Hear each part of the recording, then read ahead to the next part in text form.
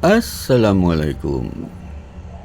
Ya, gue jadi pembicara ya, karena ada request. Jadi gue harus jadi pembicara nih. Yang di kebun Astrid gagal karena waktunya mepet. Terus yang kemarin di Carita juga diminta untuk bicara. Tapi gagal maning. Karena gue ngasih syarat cipika-cipiki dulu baru gue mau bicara. Nah, gagal maning. Tapi nggak apa-apa, lewat sini aja ya gue bicara ya. Dan kebetulan terakhir ini gue posting video tentang jurnalis Wahyudi yang menginginkan agar Sunni Syiah selalu bentrok, saling bunuh gitu ya. Karena kalau Sunni Syiah bersatu, eksistensi mereka ya habis gitu ya. Maka metode untuk mempertahankan eksistensi mereka ya Sunni Syiah harus diadu terus, diadu orang gitu ya. Bukan diadu domba ya, diadu orang. Ngomong-ngomong soal Syiah ini, sangat disayangkan ya, Syiah yang asli itu lebih banyak diem, kagak banyak menjelaskan tentang Syiah apa. Kecuali kalau kita datang ke markas mereka nanya, baru mereka jawab. Tapi selebihnya mereka diem aja. Nah, diem ini yang menyebabkan ya sesuatu yang harusnya diketahui masyarakat jadi tidak diketahui. Maka yang beredar adalah lebih banyak yang mengecam Syiah gitu kan. Syiah lah begini, Syiah begitu, didiskreditkan. Nah, waktu kuliah itu temen gue yang dosen sosiologi, kalau itu dialek Belanda itu. Kalau orang-orang tua kita menyebut sosiologi jadi sosiologi, nah itu kepengaruh Belanda tuh. Itu teman gue bilang waktu masa keemasan Islam itu Syiah itu mayoritas kontribusinya. Jadi bicara tentang masa keemasan Islam itu identik dengan Syiah. Walaupun juga ada sumbangan dari Arab ada, cuman Syiah ini mayoritas.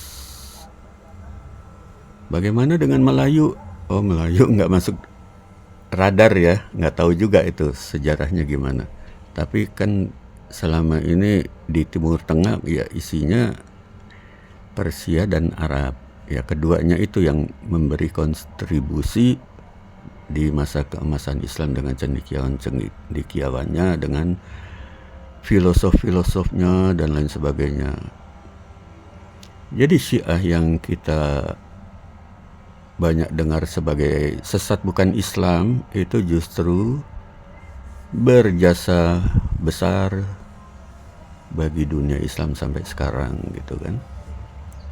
Tanpa kehadiran mereka ini yang namanya komputer, mobil segala macam itu belum bisa dipastikan ada, karena itu merupakan kelanjutan ya. Jadi ilmu dari mereka itu dilanjutkan oleh dunia barat sekarang. Di situ gue surprise juga ya, karena selama ini ketika ngeliat orang Syiah, aneh juga ya sholatnya beda. Ternyata di kalangan akademisi itu Syiah itu nama yang mentereng gitu ya, nama yang mewah. Berbeda dengan di kalangan masyarakat kita, Syiah dikenal sebagai kelompok yang sesat, bahkan bukan Islam, yang membenci sahabat dan lain sebagainya. Tapi sebelum masuk kepada bahasan-bahasan yang seperti itu, kita lihat basicnya dulu dah. Syiah itu kan mayoritas dianut oleh Persia. Orang Iran sekarang itu orang Persia.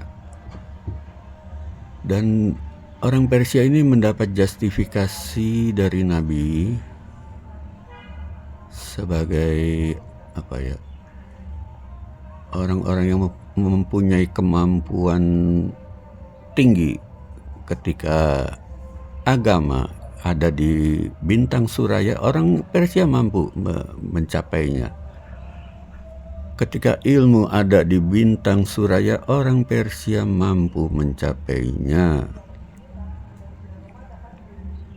Jadi kaumnya Salman Al-Farisi itu kaum yang dipujikan oleh Nabi.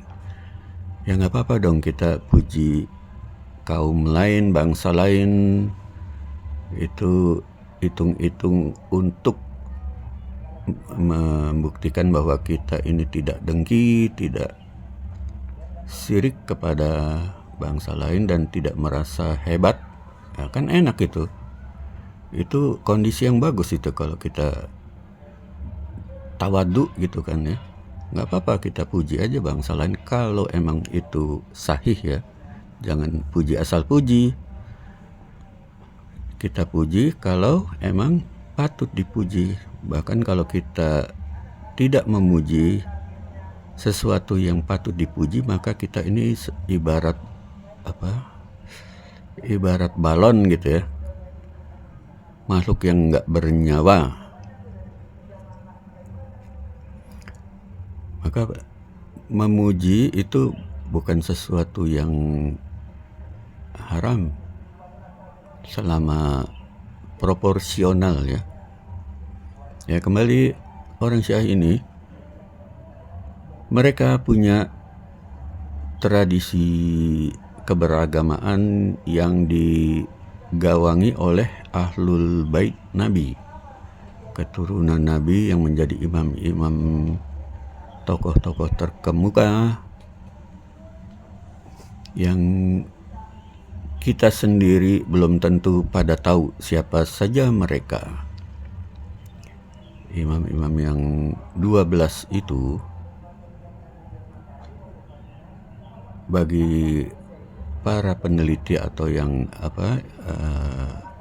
ulama-ulama itu mereka paham lah bahwa 12 tokoh itu dalam sejarahnya secara turun-temurun memang orang yang beyond human ya, di atas manusia biasa itu. Murid mereka itu bukan anak SD, SMP, tapi profesor ya. Murid mereka profesor ya. Bahkan imam mazhab yang bernama Imam Malik ya. Imam Malik itu berguru kepada satu imam yang bernama Ja'far Shadiq. Nah, itu berguru kepada Ja'far Shadiq. Sementara Imam Abu Hanifah berguru juga kepada Ja'far Shadiq. Sementara murid dari Imam Malik itu adalah Imam Syafi'i yang juga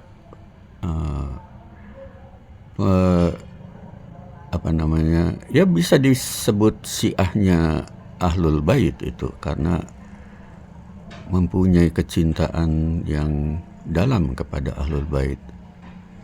Kemudian murid dari Abu Hanifah adalah Imam Hambal ya, Ahmad bin Hambal. Jadi kalau mau apa adanya sebenarnya imam-imam mazhab itu yang 4 itu tergolong Syiah juga ya, kalau mau apa adanya gitu kan. Tapi pada gilirannya gurunya sendiri tidak dianggap, tidak diakui sebagai imam mazhab, kecuali oleh kalangan Parsi itu. Kalangan Persia itu bahkan menganggap imam-imam Ahlul Bait itu adalah guru-guru yang resmi, karena mereka meneruskan warisan keilmuan dan keagamaan dari Nabi. Namanya keluarga kan itu lebih dapat diandalkan dalam melestarikan ajaran dari datuknya, dan lebih dapat dijamin ketimbang warisan-warisan yang sudah di luar rumah kenabian, yang sudah didistorsi oleh pemerintahan atau khalifah-khalifah yang zolim, ya, yang sudah susah untuk dipastikan benar tidaknya karena ada kontroversi, ini sahih, ini maudu, ini gharib, ini apalah gitu, hadis di tingkat-tingkat begitu. Bahkan yang sudah jelas-jelas ada di Imam Bukhari, Imam Muslim, pokoknya yang imam yang 7 itu, tapi masih sempat-sempatnya dibilang hadis yang bermasalah. Nah, kan bingung kita ini. Jadi begitulah, saat peninggal Nabi, bahkan Nabi menyebut bahwa Ali dan Syiahnya itulah yang merupakan golongan yang beruntung di hari kiamat. Mereka dipersilahkan untuk minum di telaga Nabi. Ketika yang lain-lain pada kehausan. Ya, jadi Ali dan Syiahnya ini dinubuatkan oleh Nabi menjadi kelompok yang verified, yang diakui, karena gurunya guru yang resmi, yang sudah disebut namanya oleh Nabi. Ibaratnya kalau universitas itu, kalau kita mau belajar, ada institusi pendidikannya yang resmi untuk dapat ijazah. Sementara yang di luar itu ya belajar tapi tidak dapat ijazah, begitu kan. Beda nanti, fasilitasnya akan beda yang punya ijazah dengan tidak punya ijazah, ya kira-kira begitu. Nah, mau nggak mau kita harus akui orang Syiah itu, mereka mendapat ijazah, mereka menjadi murid dari Nabi dan Ahlul Bait yang resmi, karena kurikulumnya kurikulum yang valid, yang tidak terdistorsi oleh interest politik, ekonomi, geopolitik dan segalanya kan. Jadi Ahlul Bait itu mendapat mandat dari Nabi untuk meneruskan risalahnya, untuk menjaga agar tidak diselewengkan, masih terjaga kemurniannya. Walaupun dalam kenyataannya justru mereka lah yang disesatkan. Jadi ya terbalik ya.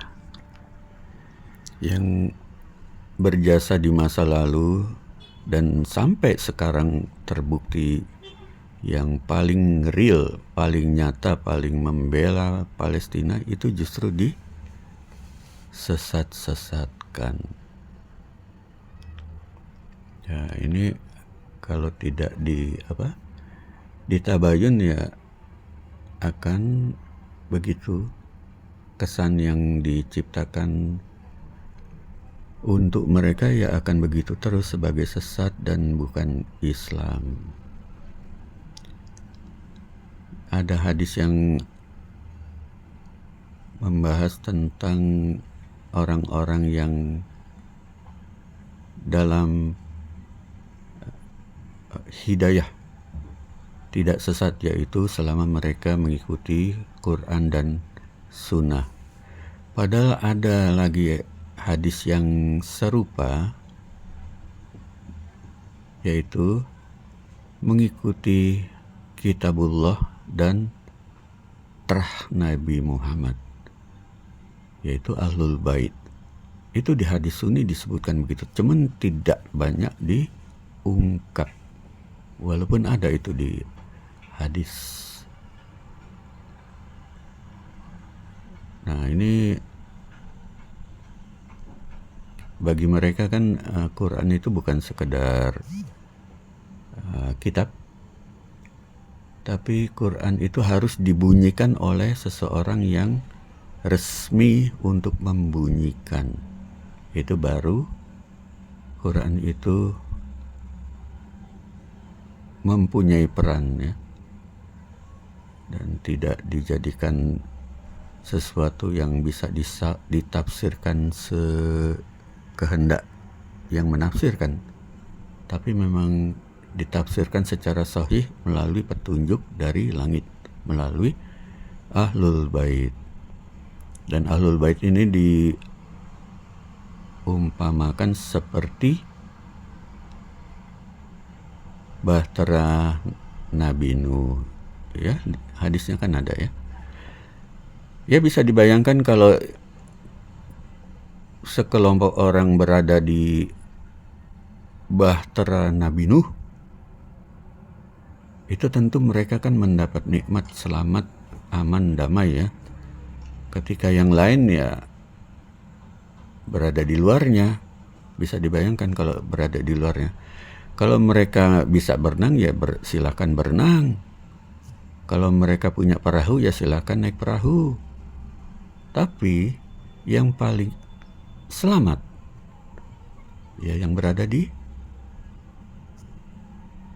bahtera Nabi Nuh itu, yaitu pengikut Ahlul Bait, ya, Ahlul Bait dan para pengikutnya, para Syiahnya, bahasa Arabnya begitu, ya. Syiah itu golongan pengikut, pecinta, pendukung, ya, itu Syiah, makna Syiah begitu. Selama tidak menjadi Syiahnya Ahlul Bait, ya tidak termasuk dalam golongan yang masuk ke dalam bahtera Nuh. Begitu faktanya, suka atau tidak suka, ya begitulah yang disampaikan oleh Nabi. Nah, bicara tentang kontribusi mereka, kinerja mereka, dari zaman ke zaman itu mereka mewah, ya, mewah. Tidak kaleng-kaleng mereka itu. Sampai terakhir ini mereka bisa melawan Israel, bahkan Amerika, ya. Amerika ngebom sekali dibales langsung diem. Nah, kaget kan kita. Iran segitunya ya ternyata, ya. Ya, karena mereka itu murid dari Ahlul Bait. Nutrisi mereka itu nutrisi yang terbaik, ya, yang bisa dibuktikan kinerja mereka, kinerja yang terbaik di antara semua kelompok Muslim. Makanya banyak menyesalkan kenapa yang Sunni itu tidak ada yang semenggelegar Syiah, yaitu karena nutrisi mereka itu lebih bergizi. Ya, sekali lagi ini dalam pembicaraan ilmiah, ya, tidak bermaksud menyinggung siapapun. Ini kajian yang berdasarkan data, ya, bukan bermaksud untuk merendahkan, melecehkan. Nah, dengan kejadian perang Iran melawan Israel ini, dilalah kok banyak sekali Sunni yang mendukung Iran. Ya, artinya Ibarat waktu 911 itu kan, orang nggak mengenal Islam. Nah, setelah itu kan jadi mengenal. Mereka selama ini dengar Islam kayak gini kayak gitu, ya pendeknya Islam itu jahat. Ternyata nggak gitu. Alih-alih mereka mempercayai itu teroris Islam yang menjadi pelaku peruntuhan bangunan pada saat 911, itu malah berbalik, penduduk dunia jadi simpati kepada Islam. Nah, sekarang juga mirip kayak gitu. Betapa banyak orang Sunni yang tidak ada masalah dengan siapapun, mau golongan apapun, background apapun, etnis apapun, maka secara alamiah mereka ya mendukung saja dengan Syiah. Bahkan mereka lebih tahu Syiah itu sebenarnya seperti apa. Ya, artinya kelompok Syiah ini nggak banyak berwacana rebutan aksara, menepuk dada, menganggap dirinya hebat. Enggak, walaupun mereka hebat, tapi kok nggak pernah itu loh, nggak pernah ngomong, nggak pernah mengungkapkan gitu. Mereka sekedar jadi orang yang biasa aja, yang merespon sesuatu secara biasa aja. Kalau ada saudaranya dizolimi, ya mereka membela. Tapi nggak bilang, kita ini dari Syiah loh, zaman dulu ini kita berjasa loh. Nggak gitu.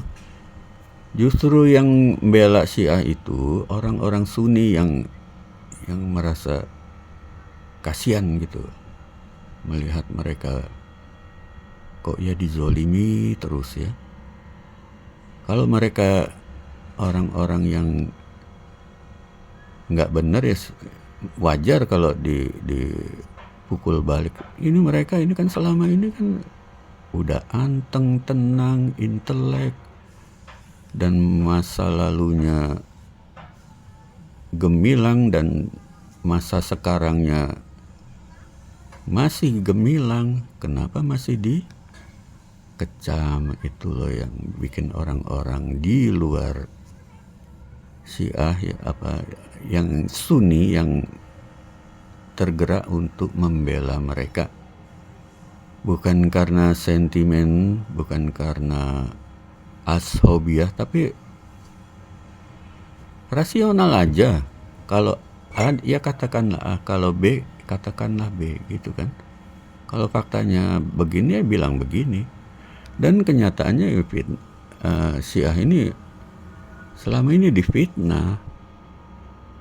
Ya kita sebagai manusia ya wajar kalau membela mereka gitu, dan mengungkap hal-hal yang selama ini tidak pernah mereka ungkapkan. Jadi kediaman mereka itu menjadi faktor kenapa nama baik Syiah itu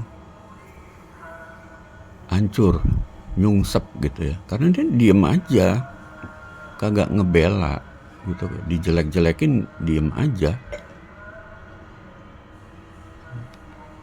Malah justru yang harusnya orang Syiah itu berbicara itu sekarang malah diwakili oleh Imam Mahdi palsu, Abbas Shadiq alias Abdullah Hashim ya. Wah, itu mengacak-acak eskatologi itu Abdullah Hashim. Emang ilmunya tinggi ya, lumayan lah, diselip-selipin tipuan-tipuan juga sih. Tapi itu ya, harusnya orang Syiah asli yang ngomong begitu, mengungkapkan fakta apa adanya, bahwa Islam itu ya setelah wafatnya Nabi acak adut, kecuali oleh satu golongan yang mewarisi ajaran Nabi, ya Syiah itu lebih valid. Nabi sendiri menyebut si Ali dan Syiahnya, itu yang valid itu. Dan hasil didikannya juga nggak kaleng-kaleng, menggelegar gitu ya. Ya karena mereka dapat pendidikan yang benar. Walaupun ya gue lihat juga mereka masih belum begitu ya katakanlah masih pakai satelit gitu. Itu satelit itu kan bercanda itu. Masih bumi bulat gitu kan. Ya nggak apa-apa, namanya juga lama dalam penjajahan, ya sedikit demi sedikit harus bangkit dan menyisihkan yang nggak benar gitu ya. Tapi mereka itu on the track, artinya walaupun ada kekurangan, tapi tetap mereka memperbaiki diri dari hari ke hari, terus menerus. Jadi sekali lagi, Syiah itu paling valid. Bahkan intelek-intelek dari Wahabi itu menyebut juga itu, mengakui juga 12 imam.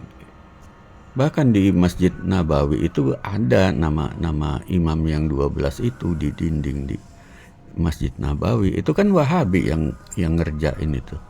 Jadi Wahabi inginnya Islam yang murni, dan ketika ada khasanah yang menyebut 12 imam, ya mereka sebut 12 imam.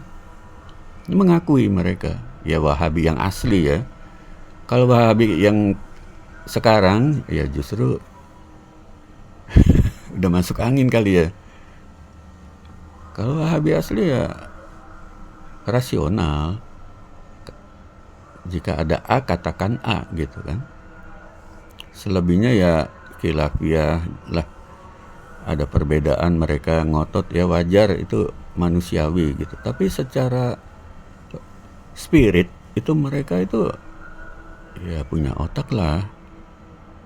Buktinya mereka mengakui 12 imam itu kan karena mereka membaca sejarah bahwa ke-12 imam itu tokoh-tokoh yang besar, yang bukan sekedar profesor, tapi lebih dari profesor. Jadi terlalu terang benderang gitu. Dan ada satu yang diakui oleh Sunni maupun Syiah ya, suatu pandangan yang berasal dari hadis, yang mereka itu konsisten sementara kita lalai. Apa itu? Yaitu barang siapa tidak mengenal pemimpin di zamannya, maka mereka akan mati dalam keadaan jahiliyah. Umat Islam itu punya pemimpin, tapi kalau lalai dalam hal itu, tidak tahu menahu, mereka mati dalam keadaan jahiliyah. Isu ini tidak banyak disinggung di kalangan Sunni, tapi Syiah itu ya maklum lah, karena murid dari Ahlul Bait ya paham dari awal gitu, bahwa Imam Mahdi itu ya imam ke-12 yang sekarang tidak menunjukkan jati dirinya, hidup berabad-abad, masih hidup sampai sekarang, diyakini begitu ya. Tapi itu kan masuk akal juga dari segi agama. Katakanlah ada Enoh, ada Nabi Idris, ya, ada Elia, ada siapa? Khidir, ada Jesus Christ, kalau mereka yakini gitu. Itu masuk akal. Ya nggak usah jauh-jauh, belis aja ditangguhkan sampai hari kiamat, hidup terus, itu belis. Jadi masuk akal, itu logis kalau manusia bisa hidup berabad-abad ya. Jadi pemimpin yang resmi bagi kaum muslimin itu ya Imam ke-12 Muhammad bin Hasan al-Askari al-Mahdi. Nah, itu yang ditunggu-tunggu. Nah, apakah yang selama ini meninggal tapi nggak tahu menahu tentang Imam Mahdi, yaitu Imam ke-12, itu dikategorikan mati dalam keadaan jahiliyah? Apakah mereka akan masuk neraka? Yaitu urusan Tuhan itu. Tapi hadisnya berbunyi begitu, mati dalam keadaan jahiliyah. Ya, semoga aja didoakan oleh anak-anaknya, didoakan oleh orang-orang yang telah ditolong. Paling itu yang bisa diharapkan. Mungkin banyak sholawat, nah itu diharapkan bisa bikin masuk surga itu. Tapi secara teks, mereka mati dalam keadaan jahiliyah. Ya itu urusan Tuhan lah itu. Tapi ini isu besar loh, isu besar ini. Orang pada pengen masuk surga, tapi syaratnya ya itu, bahwa dia harus tahu siapa pemimpin di zamannya, ya. Bahasa Arabnya imam, gitu. Siapa imam zamannya itu siapa? Itu harus tahu. Bukan sekedar tahu tapi mengikuti petunjuk-petunjuknya. Dan juga harus tahu pemimpin-pemimpin sebelumnya itu ada 11.